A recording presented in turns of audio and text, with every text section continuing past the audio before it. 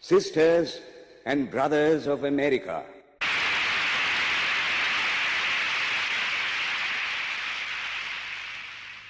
it fills my heart with joy unspeakable to rise in response to the warm and cordial welcome which you have given us. I thank you in the name of the most ancient order of monks in the world. I thank you in the name of the mother of religions. And I thank you in the name of the millions and millions of Hindu people of all classes and sects. My thanks also to some of the speakers on this platform who, referring to the delegates from the Orient, have told you that these men from far-off nations may well claim the honor of bearing to different lands the idea of toleration. I am proud to belong to a religion which has taught the world both tolerance and universal acceptance. We believe not only in universal toleration, but we accept all religions as true. I am proud to belong to a nation which has sheltered the persecuted and the refugees of all religions and all nations of the earth. I am proud to tell you that we have gathered in our bosom the purest remnant of the Israelites who came to southern India and took refuge with us in the very year in which their holy temple was shattered to pieces by Roman tyranny. I am proud to belong to the religion which has sheltered and is still fostering the remnant of the grand Zoroastrian nation. I will quote to you, brethren, a few lines from a hymn which I remember to have repeated from my earliest boyhood, which is every day repeated by millions of human beings. As the different streams, having their sources in different places, all mingle their water in the sea, so, O Lord, the different paths which men take through different tendencies, various though they appear, crooked or straight, all lead to Thee. The present convention, which is one of the most august assemblies ever held, is in itself a vindication, a declaration to the world of the wonderful doctrine preached in the Gita. Whosoever comes to me, through whatsoever form, I reach him. All men are struggling through paths which in the end lead to me.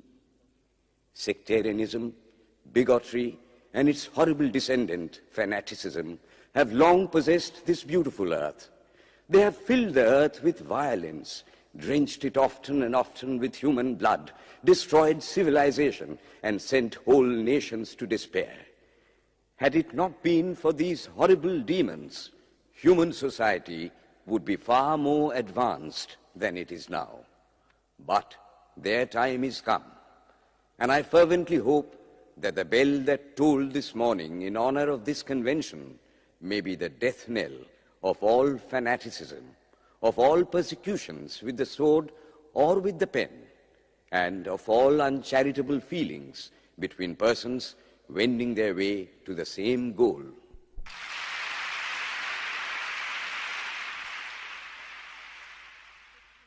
Ladies and gentlemen, on the agenda for today, the 15th of September, 1893, a galaxy of eminent speakers are scheduled to address us, and it gives us great pleasure to once again invite Swami Vivekananda to speak. His subject for today, Why We Disagree. I will tell you a little story. You have heard the eloquent speaker who has just finished say, "Let us cease from abusing each other," and he was very sorry that there should be always so much variance. But I think I should tell you a story which would illustrate the cause of this variance.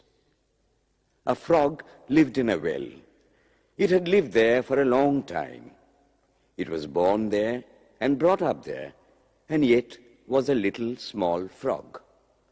Of course, the evolutionists were not there then to tell us whether the frog lost its eyes or not, but for our story's sake, we must take it for granted that it had its eyes, and that it every day cleansed the water of all the worms and bacilli that lived in it with an energy that would do credit to our modern bacteriologists. In this way, it went on and became a little sleek and fat. Well, one day, another frog that lived in the sea came and fell into the well. "Where are you from?" "I am from the sea." "The sea? How big is that? Is it as big as my well?" And he took a leap from one side of the well to the other. "My friend," said the frog of the sea, "how do you compare the sea with your little well?" Then the frog took another leap and asked, "Is your sea so big?" "What nonsense you speak, to compare the sea with your well." "Well then," said the frog of the well, "nothing can be bigger than my well. There can be nothing bigger than this. This fellow is a liar, so turn him out." That has been the difficulty all the while. I am a Hindu. I am sitting in my own little well and thinking that the whole world is my little well. The Christian sits in his little well and thinks the whole world is his well. The Mohammedan sits in his little well and thinks that is the whole world. I have to thank you of America for the great attempt you are making to break down the barriers of this little world of ours, and hope that in the future the Lord will help you to accomplish your purpose.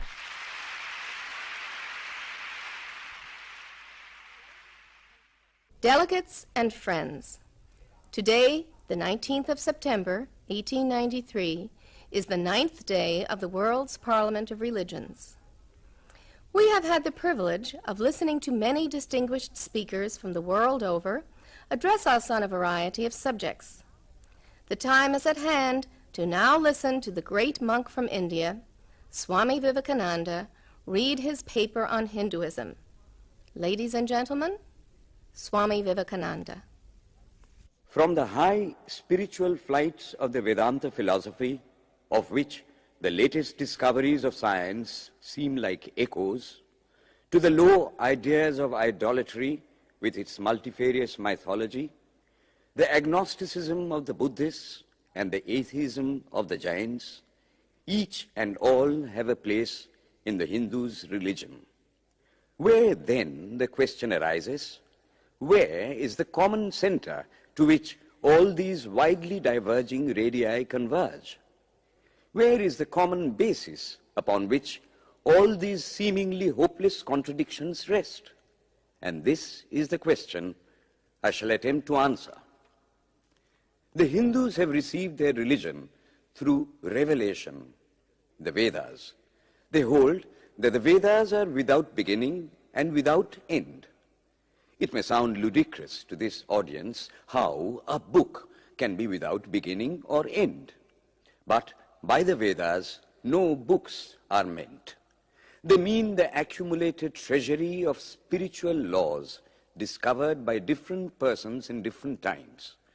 Just as the law of gravitation existed before its discovery and would exist if all humanity forgot it, so is it with the laws that govern the spiritual world. The moral, ethical, and spiritual relations between soul and between individual spirits and the Father of all spirits were there before their discovery and would remain even if we forgot them. The discoverers of these laws are called rishis, and we honor them as perfected beings. I'm glad to tell this audience that some of the very greatest of them were women. Here it may be said that these laws, as laws, may be without end, but they must have had a beginning. The Vedas teach us that creation is without beginning or end. Science is said to have proved that the sum total of cosmic energy is always the same. Then, if there was a time when nothing existed, where was all this manifested energy? Some say it was in a potential form in God. In that case, God is sometimes potential and sometimes kinetic, which would make him mutable. Everything mutable is a compound, and everything compound must undergo that change which is called destruction. So, God would die, which is absurd. Therefore, there never was a time when there was no creation. If I may be allowed to use a simile, creation and creator are two lines without beginning and without end, running parallel to each other. God is the ever-active providence by whose power systems after systems are being evolved out of chaos, made to run for a time and again destroyed. This is what the Brahmin boy repeats every day. The sun and the moon the Lord created like the suns and moons of previous cycles. And this agrees with modern science. Here I stand, and if I shut my eyes and try to conceive my existence, what is the idea before me? The idea of a body. Am I then nothing but a combination of material substances? The Vedas declare, no. I am a spirit living in a body. I am not the body. The body will die, but I shall not die. Here am I in this body. It will fall, but I shall go on living. I had also a past. The soul was not created, for creation means a combination, which means a certain future dissolution. If then the soul was created, it must die. Some are born happy, enjoy perfect health with beautiful body, mental vigor, and all wants supplied. Others are born miserable. Some are without hands or feet.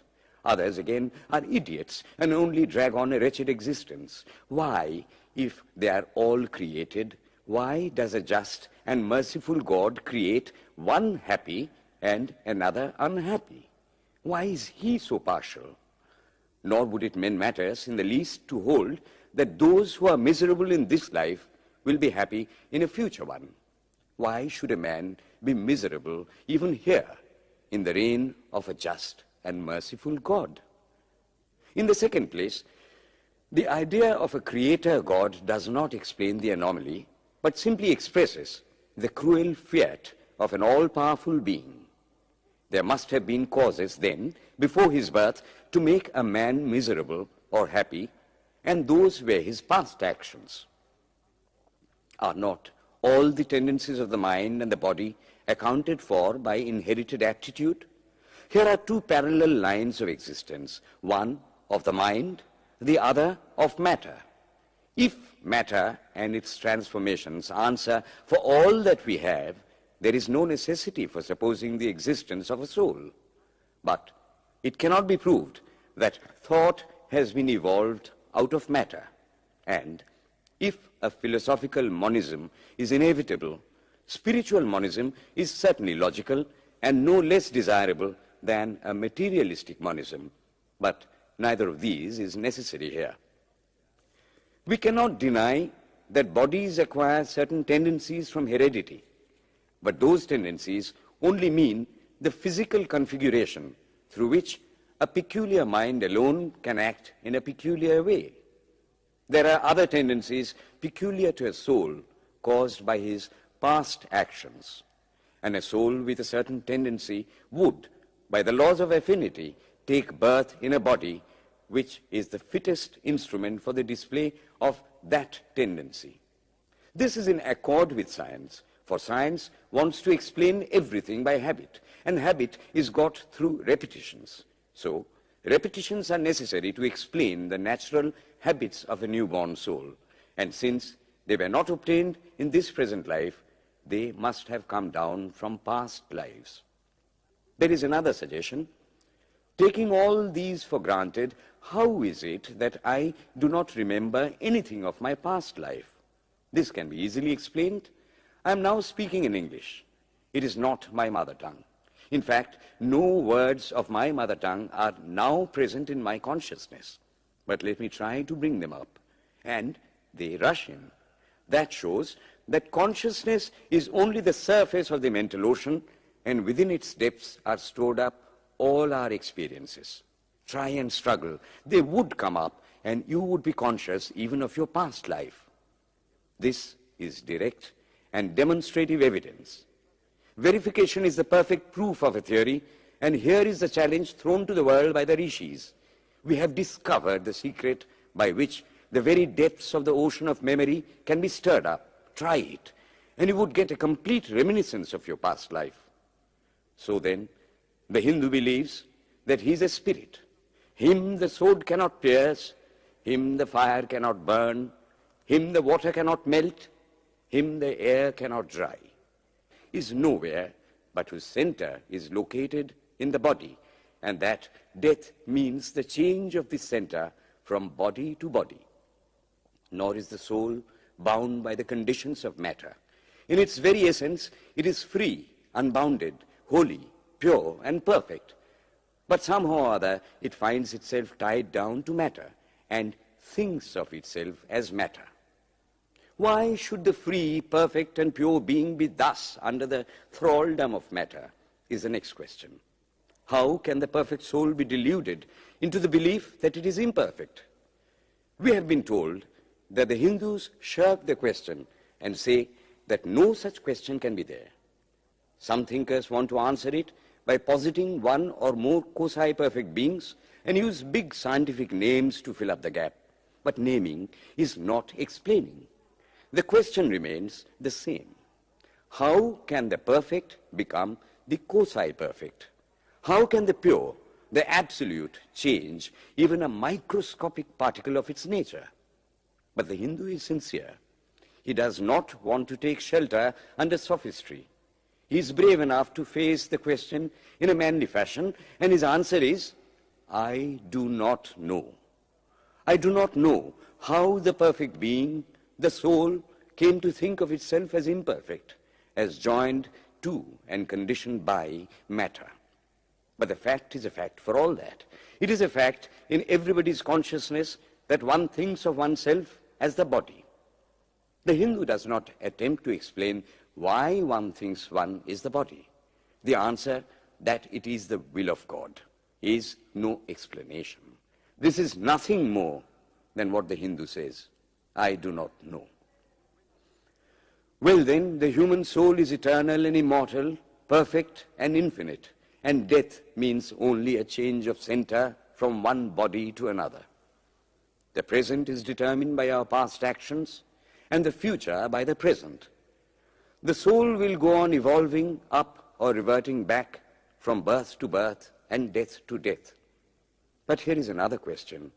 Is man a tiny boat in a tempest, raised one moment on the foamy crest of a billow and dashed down into a yawning chasm the next, rolling to and fro at the mercy of good and bad actions, a powerless, helpless wreck in an ever-raging, ever-rushing, uncompromising current of cause and effect, a little moth placed under the wheel of causation, which rolls on, crushing everything in its way, and waits not for the widow's tears or the orphan's cry? The heart sinks at the idea. Yet, this is the law of nature. Is there no hope? Is there no escape? Was the cry that went up from the bottom of the heart of despair. It reached the throne of mercy, and words of hope and consolation came down and inspired a Vedic sage, and he stood up before the world and in trumpet voice proclaimed the glad tidings. Hear ye, children of immortal bliss, even ye that reside in higher spheres. I have found the Ancient One who is beyond all darkness, all delusion. Knowing him alone, you shall be saved from death over again. Children of immortal bliss. What a sweet, what a hopeful name. Allow me to call you, brethren, by that sweet name, heirs of immortal bliss. Yea, the Hindu refuses to call you sinners. We are the children of God, the sharers of immortal bliss, holy and perfect beings. Ye divinities on earth, sinners, it is a sin to call a man so. It is standing libel on human nature. Come up, O lions, and shake off the delusion that you are sheep.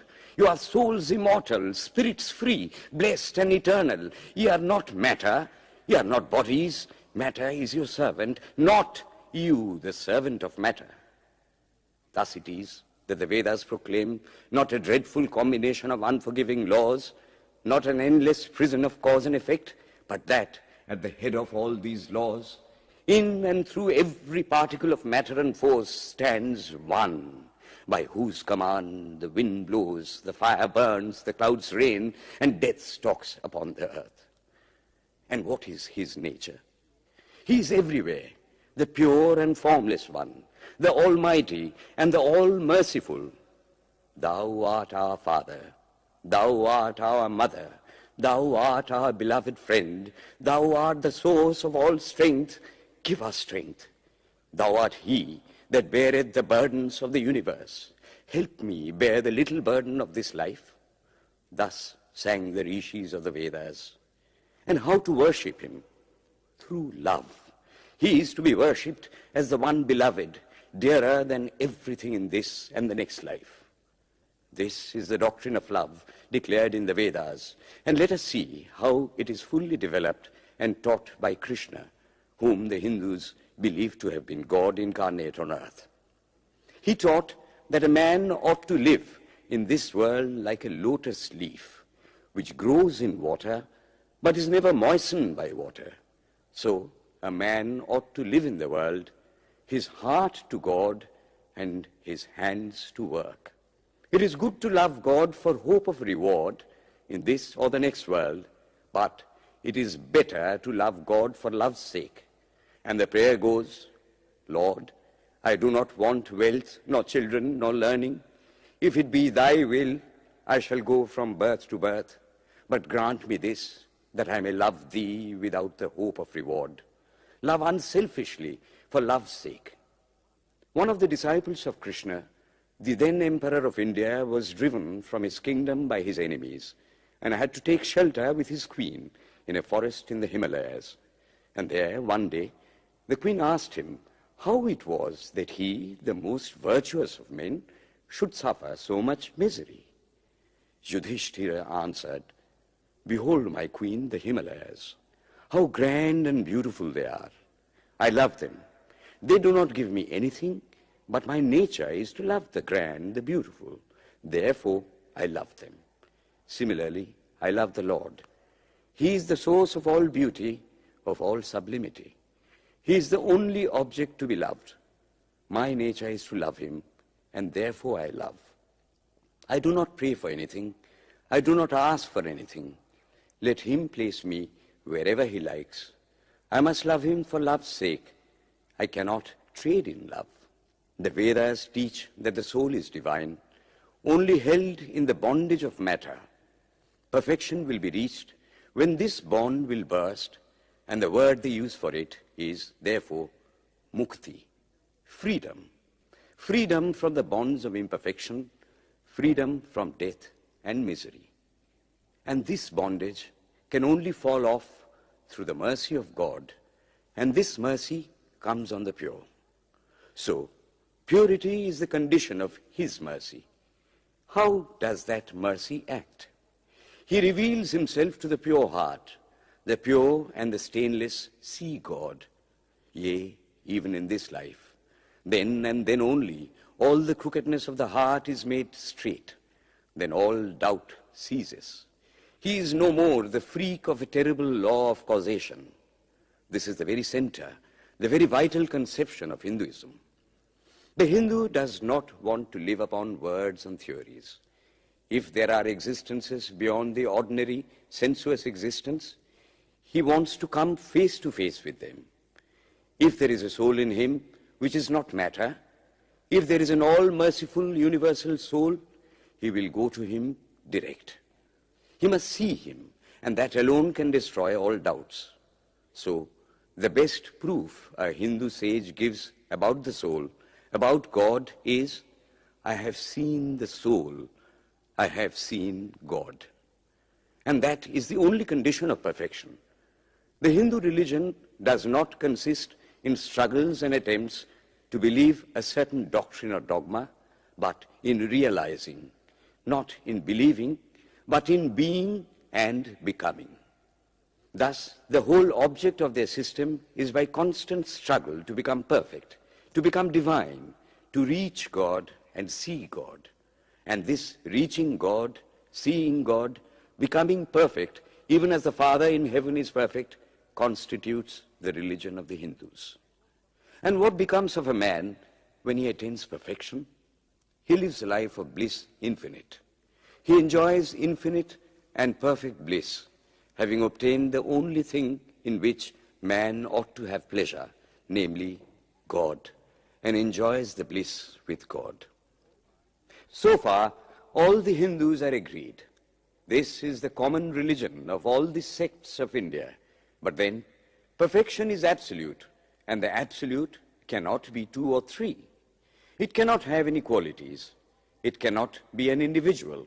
And so, when a soul becomes perfect and absolute, it must become one with Brahma, and it would only realize the Lord as the perfection, the reality of its own nature and existence, the existence absolute, knowledge absolute, and bliss absolute.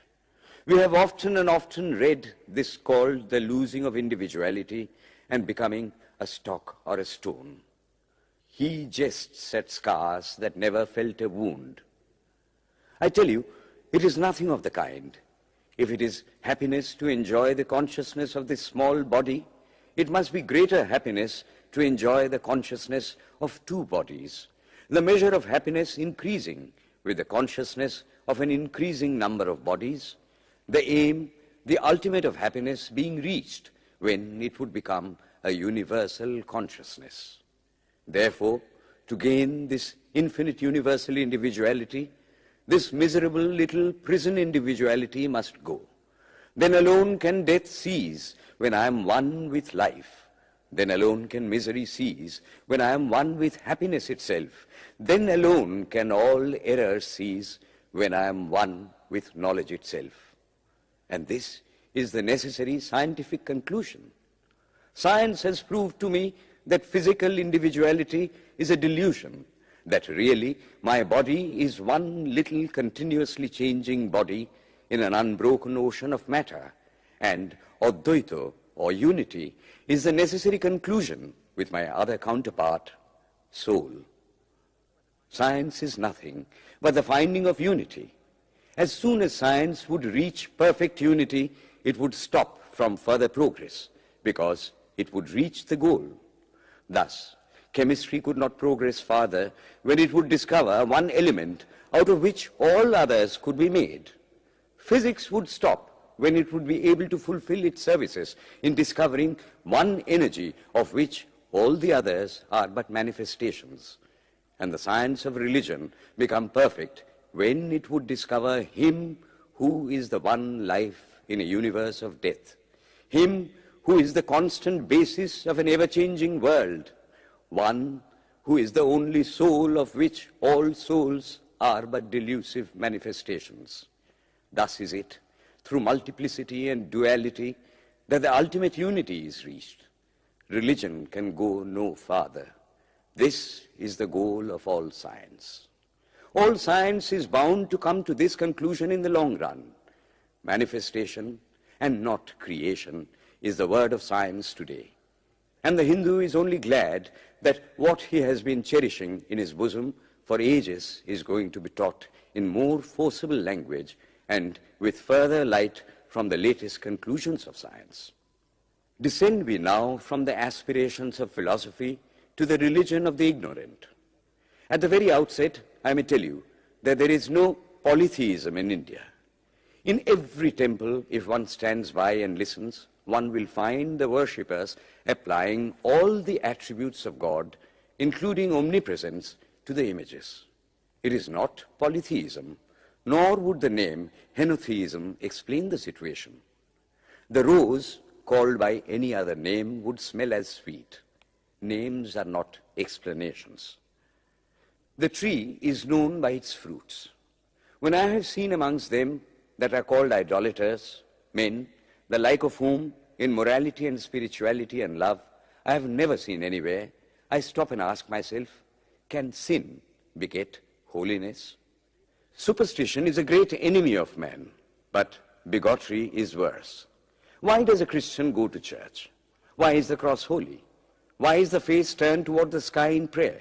Why are there so many images in the Catholic Church? Why are there so many images in the minds of Protestants when they pray? My brethren, we can no more think about anything without a mental image than we can live without breathing. By the law of association, the material image calls up the mental idea and vice versa. This is why the Hindu uses an external symbol when he worships. He will tell you it helps to keep his mind fixed on the being to whom he prays. He knows, as well as you do, that the image is not God, is not omnipresent. After all, how much does omnipresence mean to almost the whole world? It stands merely as a word, a symbol. Has God superficial area? If not, when we repeat that word omnipresent, we think of the extended sky or of space. That is all. As we find that somehow or other, by the laws of our mental constitution, we have to associate our ideas of infinity with the image of the blue sky or of the sea, so we naturally connect our idea of holiness with the image of a church, a mosque, or a cross. The Hindus have associated the ideas of holiness, purity, truth, omnipresence, and such other ideas with different images and forms.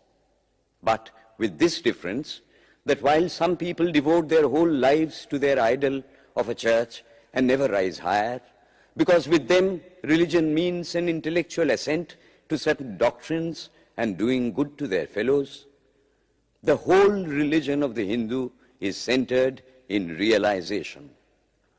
Man is to become divine by realizing the divine. Idols or temples or churches or books are only the supports, the helps of his spiritual childhood, but on and on he must progress. He must not stop anywhere. External worship, material worship, say the scriptures, is the lowest stage. Struggling to rise high, mental prayer is the next stage. But the highest stage is when the Lord has been realized. Mark, the same earnest man who is kneeling before the idol tells you, him the sun cannot express, nor the moon, nor the stars, the lightning cannot express him, nor what we speak of as fire. Through him they shine. But he does not abuse anyone's idol or call its worship sin. He recognizes in it a necessary stage of life. The child is father of the man. Would it be right for an old man to say that childhood is a sin or youth is a sin? If a man can realize his divine nature with the help of an image, would it be right to call that a sin? Nor, even when he has passed that stage, should he call it an error. To the Hindu, man is not traveling from error to truth, but from truth to truth, from lower to higher truth. To him, all the religions, from the lowest fetishism to the highest absolutism, mean so many attempts of the human soul to grasp and realize the infinite, each determined by the conditions of its birth and association, and each of these marks a stage of progress. And every soul is a young eagle soaring higher and higher, gathering more and more strength till it reaches the glorious sun. Unity in variety is the plan of nature, and the Hindu has recognized it. Every other religion lays down certain fixed dogmas and tries to force society to adopt them. It places before society only one coat which must fit Jack and John and Henry all alike. If it does not fit John or Henry, he must go without a coat to cover his body. The Hindus have discovered that the absolute can only be realized or thought of or stated through the relative, and the images, crosses and crescents are simply so many symbols, so many pegs to hang spiritual ideas on. It is not that this help is necessary for everyone, but those that do not need it have no right to say that it is wrong, nor is it compulsory in Hinduism.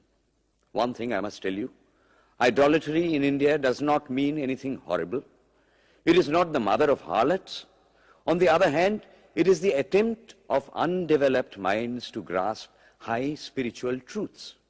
The Hindus have their faults, they sometimes have their exceptions, but mark this, they are always for punishing their own bodies and never for cutting the throats of their neighbors. If the Hindu fanatic burns himself on the pyre, he never lights the fire of inquisition. And even this cannot be laid at the door of his religion any more than the burning of witches can be laid at the door of Christianity. To the Hindu, then, the whole world of religions is only a traveling, a coming up of different men and women through various conditions and circumstances to the same goal. Every religion is only evolving a God out of the material man, and the same God is the inspirer of all of them. Why, then, are there so many contradictions? They are only apparent, says the Hindu. The contradictions come from the same truth adapting itself to the varying circumstances of different natures. It is the same light coming through glasses of different colors, and these little variations are necessary for purposes of adaptation. But in the heart of everything, the same truth reigns. The Lord has declared to the Hindu in his incarnation as Krishna, I am in every religion as a thread through a string of pearls. Wherever thou seest extraordinary holiness and extraordinary power raising and purifying humanity, know thou that I am there. And what has been the result? I challenge the world to find throughout the whole system of Sanskrit philosophy any such expression as that the Hindu alone will be saved and not others. Says Vyasa, we find perfect men even beyond the pale of our caste and creed. One thing more, how then can the Hindu, whose whole fabric of thought centers in God, believe in Buddhism, which is agnostic, or in Jainism, which is atheistic? The Buddhists or the Jains do not depend upon God, but the whole force of their religion is directed to the great central truth in every religion, to evolve a God out of man. They have not seen the Father, but they have seen the Son. And he that hath seen the Son hath seen the Father also. This, brethren, is a short sketch of the religious ideas of the Hindus. The Hindu may have failed to carry out all his plans, but if there is ever to be a universal religion, it must be one which will have no location in place or time, which will be infinite like the God it will preach, and whose sun will shine upon the followers of Krishna and of Christ, on saints and sinners alike, which will not be Brahminic or Buddhistic, Christian or Mohammedan, but the sum total of all these, and still have infinite space for development, which in its Catholicity will embrace in infinite arms and find a place for every human being from the lowest groveling savage, not far removed from the brute, to the highest man towering by the virtues of his head and heart almost above humanity, making society stand in awe of him and doubt his human nature. It will be a religion which will have no place for persecution or intolerance in its polity, which will recognize divinity in every man and woman, and whose whole scope, whose whole force will be centered in aiding humanity to realize its own true divine nature. May he, who is the Brahma of the Hindus, the Ahura Mazda of the Zoroastrians, the Buddha of the Buddhists, the Jehovah of the Jews, the Father in heaven of the Christians, give strength to you to carry out your noble idea. The star arose in the east. It traveled steadily towards the west, sometimes dimmed and sometimes effulgent, till it made a circuit of the world. And now it is again rising on the very horizon of the east, the borders of the sun pole, 1,000-fold more effulgent than it ever was before.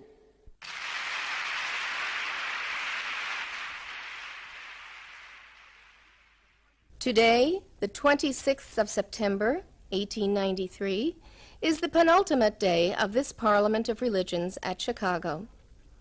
We have listened to engrossing discourses on the religions and theologies of the participating countries in these past 2 weeks.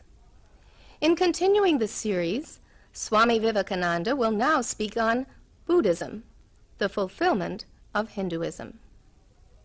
The religion of the Hindus is divided into two parts, the ceremonial and the spiritual. The spiritual portion is specially studied by the monks. In that, there is no caste. A man from the highest caste and a man from the lowest may become a monk in India, and the two castes become equal.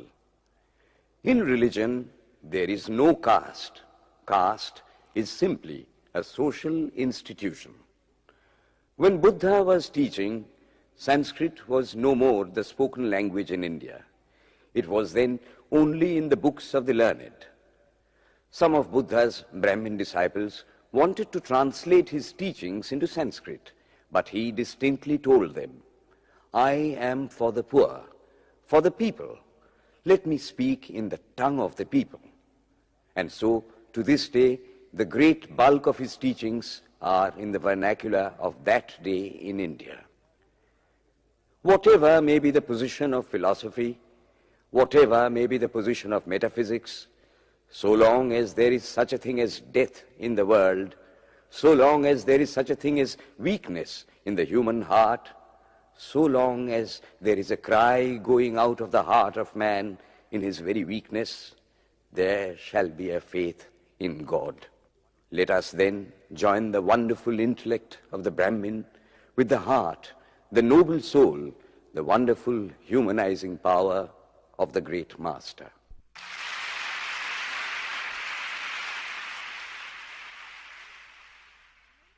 Ladies and gentlemen, in a short while from now, the World's Parliament of Religions at Chicago will come to a close. And this day, the 27th of September, 1893, will go down in history as a landmark for more reasons than one. It is in the fitness of things that we now call upon Swami Vivekananda from India to address this final session. The world's Parliament of Religions has become an accomplished fact, and the merciful Father has helped those who labored to bring it into existence and crowned with success their most unselfish labor. My thanks to those noble souls whose large hearts and love of truth first dreamt this wonderful dream and then realized it. My thanks to the shower of liberal sentiments that has overflowed this platform. My thanks to this enlightened audience for their uniform kindness to me and for their appreciation of every thought that tends to smooth the friction of religions. A few jarring notes were heard from time to time in this harmony. My special thanks to them, for they have, by their striking contrast, made the general harmony the sweeter. Much has been said of the common ground of religious unity. I am not going just now to venture my own theory, but if anyone here hopes that this unity will come by the triumph of any one of the religions and the destruction of the others, to him I say, brother, yours is an impossible hope. Do I wish that the Christian would become Hindu? God forbid. Do I wish that the Hindu or Buddhist would become Christian? God forbid. The seed is put in the ground, and earth and air and water are placed around it. Does the seed become the earth or the air or the water? No. It becomes a plant. It develops after the law of its own growth, assimilates the air, the earth, and the water, converts them into plant substance, and grows into a plant. Similar is the case with religion. The Christian is not to become a Hindu or a Buddhist, nor a Hindu or a Buddhist to become a Christian, but each must assimilate the spirit of the others and yet preserve his individuality and grow according to his own law of growth. If the Parliament of Religions has shown anything to the world, it is this. It has proved to the world that holiness, purity, and charity are not the exclusive possessions of any church in the world, and that every system has produced men and women of the most exalted character. In the face of this evidence, if anybody dreams of the exclusive survival of his own religion and the destruction of others, I pity him from the bottom of my heart and point out to him that upon the banner of every religion will soon be written, in spite of resistance, help and not fight, assimilation and not destruction, harmony and peace and not dissension.